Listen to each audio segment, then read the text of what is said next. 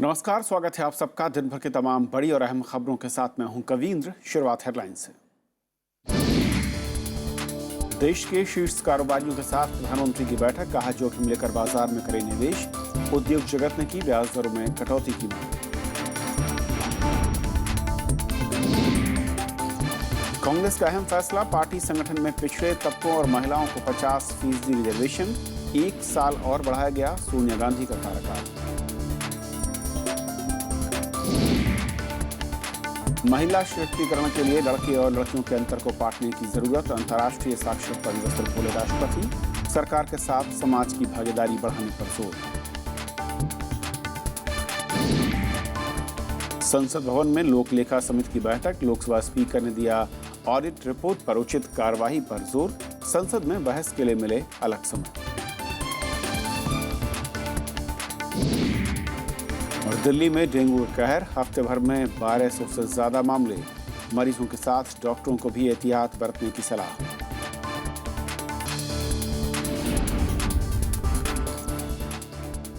और आइए देखते हैं पहली खबर।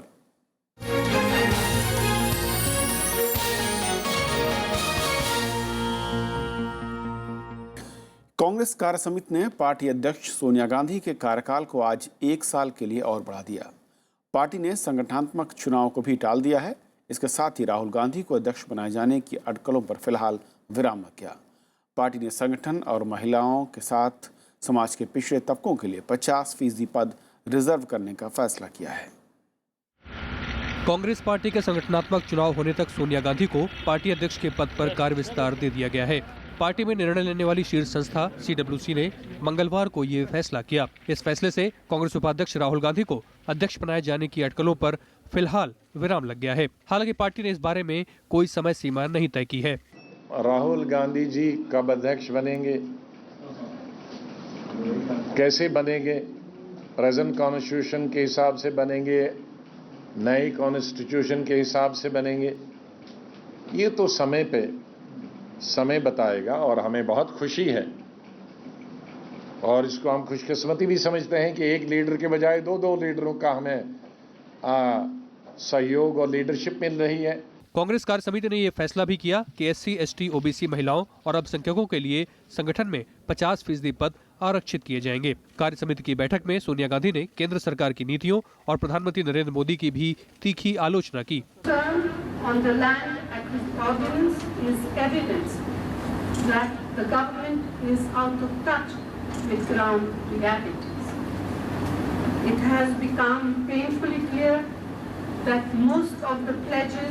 made by the Prime Minister during his election campaign were nothing more than havabazi.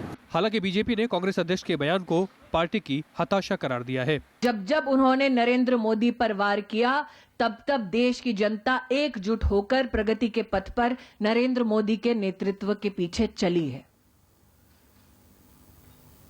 इसलिए आज अपने ध्वस्त संगठन का संरक्षण सोनिया जी ने मोदी जी पर प्रहार करके किया। कार्य समिति की बैठक में कांग्रेस ने एक राजनीतिक प्रस्ताव को भी मंजूरी दी, जिसमें महंगाई, विदेश नीति और आर्थिक नीतियों में सरकार की विफलता की बात कही गई है। कांग्रेस ने कहा कि वो GST से जुड़े संविधान संशोधन विधेयक के पक्ष में है, बशर्ते उनकी शर्तें सरकार मान ले। विशाल दहिया, राज्यसभा टीवी।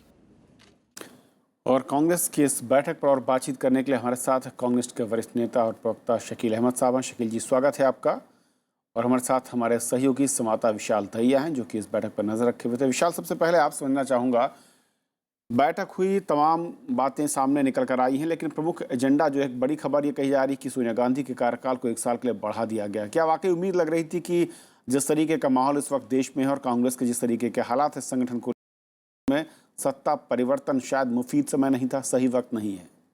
जी बिल्कुल कविंद्र, आपने सही कहा है, क्योंकि चाहे कितनी ही मांग इस बात की उठती रही हो कि राहुल गांधी को आखिरकार पार्टी का अध्यक्ष बना देना चाहिए, उनको पार्टी की बागडोर थमा देनी चाहिए, लेकिन जिस तरह का माहौल इस वक्त कांग्रेस पार्टी के लिए है और ख़ासतौर पर पिछले 14 से 15 महीने में लोकसभा के चुनाव में जो करारी हार पार्टी को मिली थी, उसके बाद से जो अपनी एक साख को दोबारा से बनाने की, अपने जिस तरीके से कहा जाए कि जो कांग्रेस पार्टी का जो इस वक्त स्टेचर है, पॉलिटिकल स्टेचर जो है, उसे एक बार फिर से मजबूत करने की जो कोशिश में कांग्रेस पार्टी का शीर्ष नेतृत्व लगा हुआ है। और ये जो राह है वो इतनी आसान नहीं है, ये शायद उन्हें भी दिखाई दे रहा है। तो इसलिए ऐसा लग रहा है कि शायद पार्टी के शीर्ष नेतृत्व ने खासतौर पर जो कांग्रेस की जो कांग्रेस वर्किंग कमेटी, जो सबसे हाईएस्ट डिसीजन मेकिंग बॉडी है, शायद वहां बैठे नेताओं ने इस बात का फैसला इस तरीके से लिया होगा कि ये माकूल समय नहीं है, इस समय शायद उचित नहीं होगा राहुल गांधी को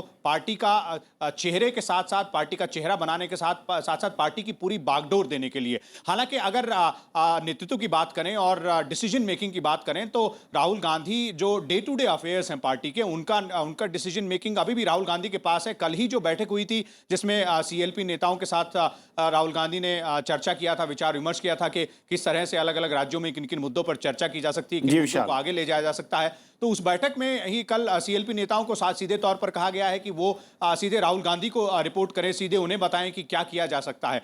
तो एक जगह कहा जाए कि दखलंदाजी जरूर है, लेकिन अभी वो अध्यक्ष का जो पद है उस तक शायद पहुंचने के लिए, और वो शायद पद देने के लिए अभी थोड़ा सा समय लगेगा। विशाल, शुक्रिया इस अपडेट के लिए आपका। शकील जी, इस तरीके से कांग्रेस सीडब्ल्यूसी के फैसले हैं, मैं अगर एक एक करके उन पर बातचीत करना चाहूँ। पहला तो ये कि सोनिया गांधी के कार्यकाल को 1 साल के लिए बढ़ा दिया गया है, और क्या वाकई ऐसा लगता है कि इस वक्त जो रास्ता है या फिर जो लड़ाई है वो ज़्यादा मुश्किल है, इसलिए अनुभव वाले शख्स के साथ आप लोग 1 साल और बढ़ना चाहते हैं, यानी कि राहुल गांधी की ताजपोशी के लिए कुछ और वक्त? नहीं, बिल्कुल आप लोगों ने इसको गलत समझा, और आपके जो एक्सपर्ट थे उन्होंने बिल्कुल इसको गलत तरीके से इंटरप्रेट किया। ये बिल्कुल नहीं है कि सोनिया गांधी जी का कार्यकाल 1 साल के लिए बढ़ाया गया है। हम लोगों ने पार्टी के संविधान में कुछ फैसले आज लिए हैं जिसको वर्किंग कमेटी ने अप्रूव किया है, और 6 महीने के अंदर एआईसीसी का सेशन बुला करके, जैसे होता है कि संविधान अमेंडमेंट जब होता है, कॉन्स्टिट्यूशन अमेंड होता है, तो एआईसीसी का सेशन बुला के उसको अप्रूवल लेना पड़ता है। जैसे हम लोगों ने आज एससी एसटी के लिए, महिलाओं के लिए, ओबीसीज के लिए और माइनॉरिटीज़ के लिए जो 20% का कोटा था उसको बढ़ा करके हम लोगों ने, हमारी पार्टी संविधान के हिसाब से आज हम लोगों ने उसको 50% किया है। जो 5 साल की मेंबरशिप होती थी, यानी 5 साल पे इलेक्शन हुआ करेगा, उसको घटा करके हम लोगों ने 3 साल की मेंबरी की है। बीच में हो गया था कि एक ही तरह की मेंबरशिप होगी, उसको हम लोगों ने कहा है कि नहीं, जो 25 मेंबर बना लेगा वो एक्टिव मेंबर कहलाएगा। तो इन सब को इम्प्लीमेंट करने के लिए, और भी जो तेलंगाना कांग्रेस कमेटी बनी है, क्योंकि तेलंगाना नया प्रदेश बना है, तो इस तरह की चीज़ों को इम्प्लीमेंट करने में 1 साल वक्त लगेगा, इसलिए वो टेन्योर बढ़ाया गया है। सोनिया गांधी कल भी हमारी अध्यक्ष थी, आज भी हमारी अध्यक्ष है। हम सब लोग चाहते हैं कि राहुल गांधी जी अध्यक्ष बने, लेकिन वो कब होगा इसका फैसला सोनिया गांधी जी और राहुल गांधी जी मिलकर करेंगे। हर कांग्रेसी तैयार है इस बात के लिए। इसलिए ये कि सोनिया गांधी जी का कार्यकाल बढ़ाया गया है, इससे मैं इंटरप्रिटेशन से सहमत नहीं हूं। ये नहीं हुआ है। जो हमने फैसले लिए हैं उनको इम्प्लीमेंट करने में वक्त लगेगा, इसलिए हमने इलेक्शन कमीशन से आग्रह करने का फैसला किया है कि अच्छा, आपने क्लैरिफाई किया 1 साल का और टेन्योर बढ़ाया जाए, उसके बाद हम चुनाव करेंगे। ये क्लैरिफिकेशन और चाह रहा था आपसे, हो सकता है कुछ गलत तरह से उसका आकलन किया गया हो मीडिया जगत में। 2010 में चुनाव हुआ पार्टी अध्यक्ष का, 2015 तक कार्यकाल होता है, तो क्या ये माना जाए कि एक और टेन्योर देने की तैयारी हो रही है, या फिर कुछ संवैधानिक बदलाव जिसका आप जिक्र कर रहे थे शुरुआत में, उसके तहत कुछ नए तरीके का अब संगठन दिखेगा अगले कुछ महीनों या अगले 1 आध साल के बाद? नहीं, जब हम लोगों ने ये अप्रूव कर दिया कि 1 साल के लिए और बढ़ाया जाए, तो कंक्लूडिंग रिमार्क्स में हमारे कांग्रेस अध्यक्ष ने बहुत साफ कहा कि 1 साल तो आउटर लिमिट है। हम लोगों को कोशिश करनी चाहिए कि जो ऑर्गेनाइजेशन इलेक्शन मेंबरशिप ड्राइव हमारा चल रहा है वो जल्द से जल्द हो और जल्द से जल्द चुनाव हो जाए। 1 साल ये है कि इन कामों को करने में थोड़ा समय लगेगा, और 1 साल जो है वो आउटर लिमिट है। 1 साल का मतलब पूरा 1 साल खत्म करके ऐसा नहीं है। और निश्चित रूप से कांग्रेस में सोनिया गांधी जी या राहुल गांधी जी जब चुनाव लड़ेंगे तो मैं नहीं समझता हूं कि उनको कुछ इस मामले में कोई होगा, क्योंकि ये कांग्रेस के लोगों ने ही उनको बनाया हुआ है। 1998 में सोनिया गांधी जी अध्यक्ष बनी इस पार्टी की, और जिस कठिन परिस्थितियों से उन्होंने पार्टी को उबार करके देश की शिखर तक पहुंचाया, हम लोगों ने तो 2004 में उनके नाम पर वोट मांगा था, लेकिन उन्होंने अपने कारणों से प्रधानमंत्री बनना स्वीकार नहीं किया। इसलिए कांग्रेस अध्यक्षा के रूप में उनका या राहुल गांधी जी का किसी को संशय नहीं होना चाहिए। एक मत से सब लोग इस बात के हैं कि वो दोनों मिलके या तो सोनिया गांधी जी रहें, युवा जो हमारे लोग हैं वो थोड़ा ज्यादा आकर्षित है राहुल जी की तरफ, तो राहुल जी आए, लेकिन कब आएंगे ये उनको तय करना है, इसलिए इसमें कोई संशय नहीं होना चाहिए।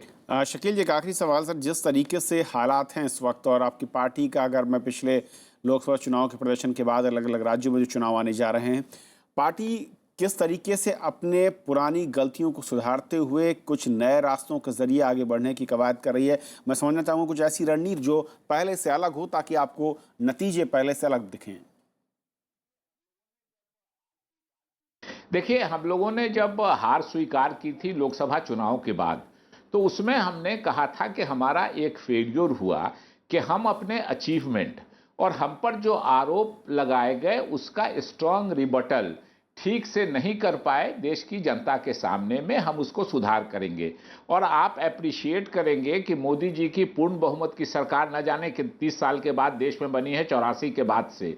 लेकिन हम लोगों ने फोर्स किया, हमारे मेंबर के लोकसभा में 44 है, लेकिन हाउस के अंदर भी राहुल गांधी जी ने, कांग्रेस के और नेताओं ने, दूसरी लाइक माइंडेड पार्टीज ने, और हाउस के बाहर कांग्रेस संगठन ने, किसानों ने इतना दबाव बनाया कि जो मोदी जी कॉरपोरेट के अपने कुछ मित्रों को किसानों की जमीन एक्वायर करके गुजरात की तरह देश भर के किसानों की जमीन एक्वायर करके दे देना चाहते थे, उस जमीन पर काम करने वाले मजदूरों का रोजगार छीन के अपने कॉर्पोरेट हाउसेज वाले मित्रों को फायदा पहुंचाना चाहते थे, कुछ लोगों को वो फोर्स किया और मोदी जी ने 3 बार ऑर्डिनेंस लागू करके उनको लैप्स कराना पड़ा, उनको मजबूर होना पड़ा, उनको कंपेल होना पड़ा।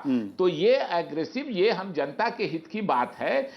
राजनीतिक दल का काम क्या है कि अगर आप सरकार में हैं तो ऐसी नीतियां बनाइए जो उस इलाके के, उस देश के, उस राज्य में अगर आप हैं, देश में हैं, तो वहां के लोगों का जीवन स्तर ऊपर उठ सके, ये प्रयास करना चाहिए। और अगर आप सत्ता में नहीं है, विपक्ष में है, तो अगर सरकार का ध्यान कोई गलत काम की तरफ हो रहा है, सरकार कोई गलत काम कर रही है या जनता के हित में कोई काम है और सरकार उसकी अनदेखी कर रही है, तो हाउस के अंदर जो आपके सदस्य हैं या हाउस के बाहर जो आपका संगठन है, उनसे आवाज उठाइए, सरकार को बाध्य कीजिए कि वो गलत काम बंद करे और जनता के हित में काम करे। और वही राहुल गांधी जी और कांग्रेस ने किया है, जिसकी वजह से आक्रामक विरोध की राजनीति आप कह रहे हैं कि आगे बढ़ाएंगे के लिए बाध्य होना पड़ा है। जी शुक्रिया हमसे बातचीत करने के लिए, बहुत बहुत आपका। स्वाभाविक रूप से जो जनता के अहित में होगा, जो जनता के खिलाफ होगा, उसमें हम आवाज उठाएंगे, प्रोटेस्ट करेंगे। जीएसटी पे हमने साथ दिया, आप याद कीजिए, इंश्योरेंस बिल पर हमने साथ दिया। लोकसभा और राज्यसभा पार्लियामेंट 106% समय लेके चला है, एक्सटेंशन किया है, उनको सहयोग किया था। चलिए शुक्रिया, लेकिन जब उन्होंने विरोध किया और उन्होंने कोई काम नहीं किया, जीएसटी तो हमारी चीज थी। आपने अपनी रणनीति का खुलासा किया, बहुत बहुत शुक्रिया आपका। और ये थी हमारी पहली खबर। छोटा सा ब्रेक लेंगे, ब्रेक के उस पार दिन भर की दूसरी बड़ी खबरें।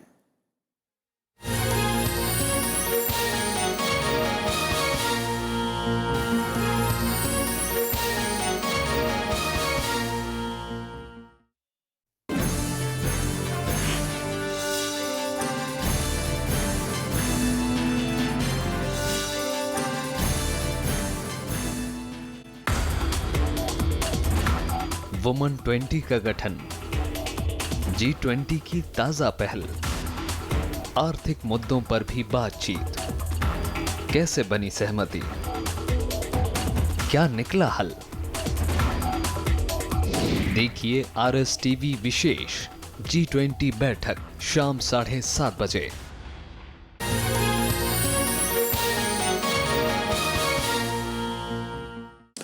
प्रधानमंत्री नरेंद्र मोदी ने उद्योग जगत से वैश्विक अर्थव्यवस्था में निराशा के माहौल के मौके तलाशने का मंत्र दिया। उन्होंने अपने आवास में शीर्ष उद्योगपतियों के साथ बैठक की। नरेंद्र मोदी ने कारोबारियों को मौजूदा आर्थिक उथल पुथल से घबराए बिना जोखिम लेकर निवेश करने की अपील की। उद्योगपतियों ने प्रधानमंत्री के सामने बाजार में पूंजी बढ़ाने की मांग की और इनमें आरबीआई से ब्याज दरों में कटौती की मांग प्रमुख थी। प्रधानमंत्री नरेंद्र मोदी ने देश के शीर्ष उद्योगपतियों, बैंकरों और अर्थशास्त्रियों और सरकारी कंपनियों के प्रमुखों के साथ बैठक की। इसमें वैश्विक नरमी के बीच घरेलू अर्थव्यवस्था को प्रोत्साहित करने के तरीकों पर मंथन हुआ। प्रधानमंत्री ने उद्योग जगत से बाजार के उठापटक से डरे बिना जोखिम लेकर निवेश करने की अपील की। उन्होंने बताया कि हम लोग को भी एज इंडस्ट्रियलिस्ट हम लोग को भी थोड़ा रिस्क टेकिंग एबिलिटी होना चाहिए, हम लोग को भी थोड़ा इन्वेस्टमेंट करना चाहिए। एक एंटरप्रेन्योरशिप और एक इनोवेशन की जो ड्राइव है हिंदुस्तान में, startup India, stand up India और स्किल डेवलपमेंट है, उसमें एक किस्म की जो मौका है हमारी कंट्री में, once in a life cycle opportunity, उसमें भी प्रधानमंत्री ने काफी एम्फेसिस किया है। बैठक में वित्त मंत्री अरुण जेटली, आरबीआई गवर्नर रघुराम राजन के अलावा कई केंद्रीय मंत्री भी शामिल हुए।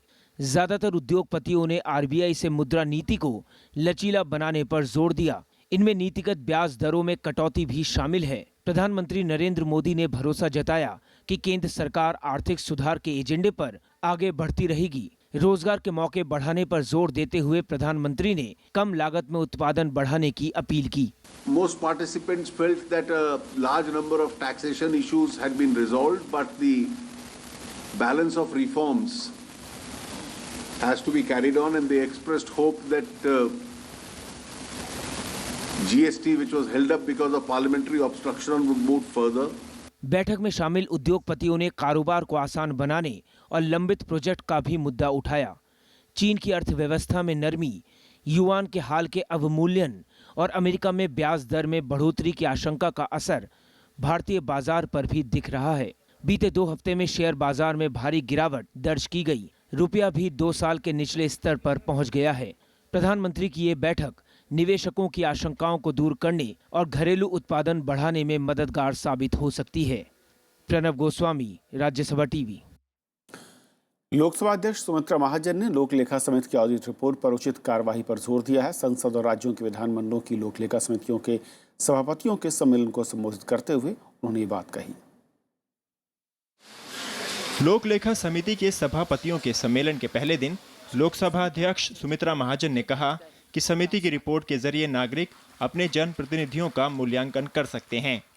उन्होंने ऑडिट रिपोर्ट पर जरूरी कदम उठाने पर जोर दिया। It is very important to ensure that the government takes suitable corrective action.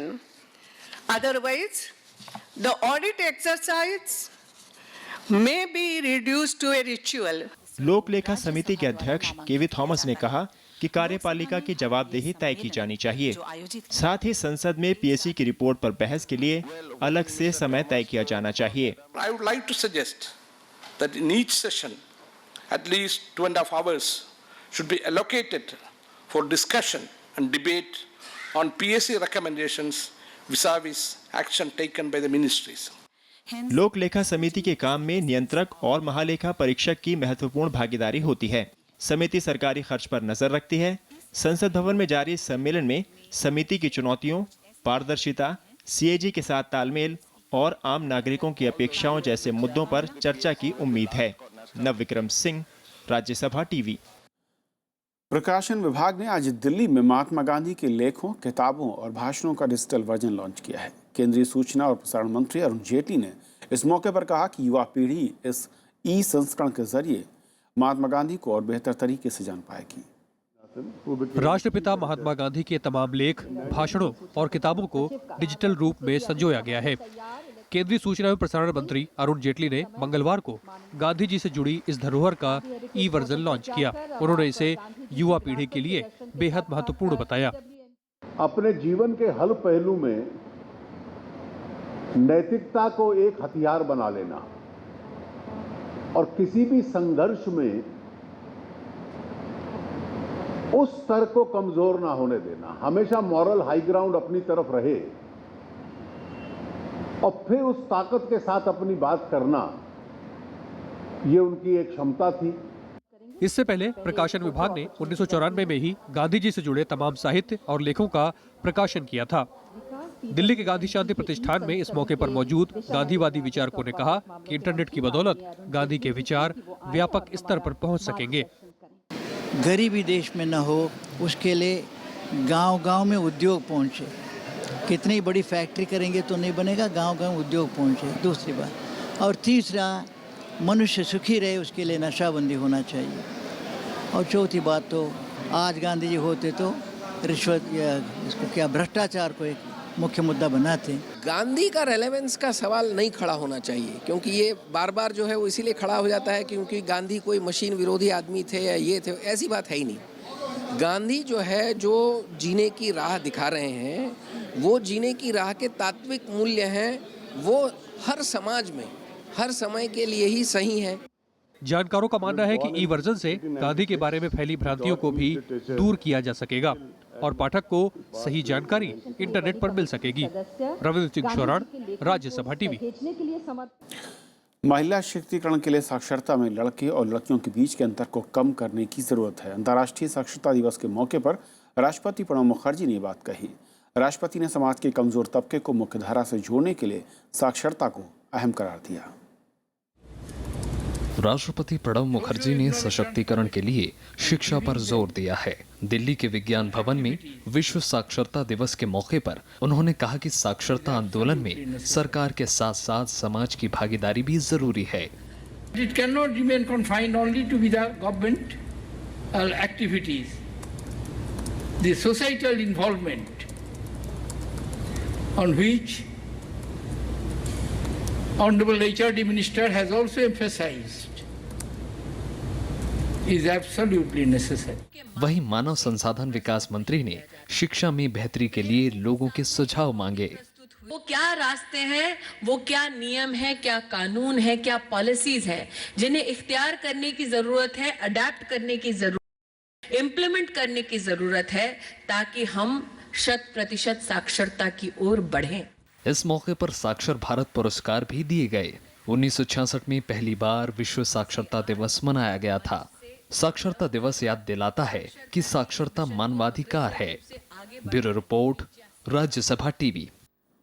Bihar विधानसभा चुनाव की तैयारियों को लेकर आज चुनाव आयोग की बैठक हुई, जिसमें बिहार विधानसभा चुनाव की तारीख और तैयारियों पर विचार किया गया। चुनाव कितने दौर में और सुरक्षा इंतजाम क्या हो, इसे लेकर इसमें चर्चा हुई। आयोग 1-2 दिन में चुनाव की तारीखों का ऐलान कर सकता है। 2010 में बिहार में 6 दौर में विधानसभा चुनाव कराए गए थे। बिहार में विधानसभा का कार्यकाल 29 नवंबर को खत्म हो रहा है। और पटना से हमारे सहयोगी आरफा इसको जोड़ रही हैं, जो वहाँ का चुनावी माहौल समझने के लिए पहुंची हुई हैं। आरफा, अलग अलग रैलियों में अलग अलग नेताओं के अलग अलग मुद्दे देखते हैं, लेकिन एक पत्रकार के नज़रिए से मैं कहूँ तो क्या बड़ा मुद्दा है जो कि आम वोटर के लिहाज से इस बार सबसे ज़्यादा अहम होने जा रहा है? मेरे ख्याल से कविंद्र, आपने सबसे अहम सवाल ढूंढ लिया, जिसका कि जवाब शायद हम नहीं ढूंढ पाए, क्योंकि जो बयानबाजी पॉलिटिकल हो रही है यहाँ पर, ऐसा लगता है कि आम जनता भी कहीं ना कहीं उसके बीच फंस कर रह गई है। एक तरफ से एक बयान आता है, दूसरी तरफ से उसका जवाब आता है। तमाम पूरा पटना शहर आज हमने देखा पटा पड़ा है। इतने बड़े बड़े होर्डिंग शायद ही आपने कहीं देखे हों, कम से कम दिल्ली और उसके आसपास के शहरों में तो बिल्कुल नजर नहीं आते। बहुत बड़े बड़े होर्डिंग्स हैं जो जनता परिवार की तरफ से जो नेता हैं, लालू यादव हैं, नीतीश कुमार हैं, उन्होंने लगा रखे हैं। उधर जवाबी जो है वो बयानों से पटे हुए लिखे हुए होर्डिंग्स जो हैं वो प्रधानमंत्री नरेंद्र मोदी के लगे हुए हैं। तो साफ तौर पर चेहरा जो है बिहार में बीजेपी की तरफ से, एनडीए की तरफ से जो है वो नरेंद्र मोदी है। यहाँ पर अब तक सिर्फ बयानबाजी नजर आ रही है। एक बड़ा मुद्दा जो उभर कर यहाँ आया है, जो नहीं लगता था दिल्ली में बैठे हुए नेशनल मीडिया को कि शायद जो बिहार का जो पैकेज डिक्लेयर किया गया था, बिहार के लिए विशेष इकोनॉमिक पैकेज, वो बड़ा मुद्दा होगा। लेकिन यहाँ पर आकर लगता है कि वाकई ये एक बड़ा मुद्दा है। एयरपोर्ट में घुसने से लेकर और बिल्कुल आम सड़कों तक हमने देखा कि बिहार में पैकेज की, इकोनॉमिक पैकेज की राजनीति हो रही है। अब आम आदमी इसको किस तरह से समझता है, किस तरह से ये पैकेज उसके हाथ तक आएगा, कितना हिस्सा उसके हाथ आएगा, ये तो देखने वाली बात होगी। लेकिन लगता नहीं है कि जाति और धर्म की राजनीति से बहुत दूर बिहार में ये चुनाव जा पाएगा। फिलहाल अगले आने वाले 2-3 दिनों में ये पड़ताल हम जरूर करते रहेंगे। गियारफा, आपका पास लौटेंगे। फिलहाल बहुत बहुत शुक्रिया इस अपडेट के लिए, आपका वहाँ से बातचीत करने के लिए। उधर दिल्ली में पिछले 5 साल के मुकाबले मैं कहूँ कि इस साल डेंगू ने सबसे ज़्यादा दस्तक दी है। पिछले हफ्ते तक 1200 से ज़्यादा मामले डेंगू के सामने आ चुके हैं और एम्स की लैब रिपोर्ट के मुताबिक इस बार डेंगू टाइप 4 के मामले सामने आ रहे हैं। एम्स ने मरीजों के साथ साथ डॉक्टर्स को भी एहतियात बरतने की सलाह दी है। यह है दिल्ली के राम मनोहर लोहिया अस्पताल का डेंगू वार्ड। राजधानी में डेंगू एक बार फिर पैर पसार रहा है। एम्स के डॉक्टरों का कहना है कि इस बार डेंगू का टाइप 4 वायरस एक्टिव है, जो जानलेवा साबित हो सकता है। डेंगू का टाइप 2 और 4 काफ़ी खतरनाक माने जाते हैं। इस बार देखा गया कि 4 का भी मात्रा थोड़ी ज़्यादा है नॉर्मल से।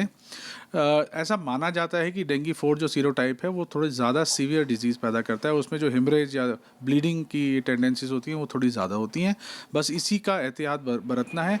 सितंबर के पहले हफ्ते तक दिल्ली में डेंगू के 1250 से ज़्यादा केस दर्ज किए गए हैं, जो पिछले 5 साल में सबसे ज़्यादा हैं।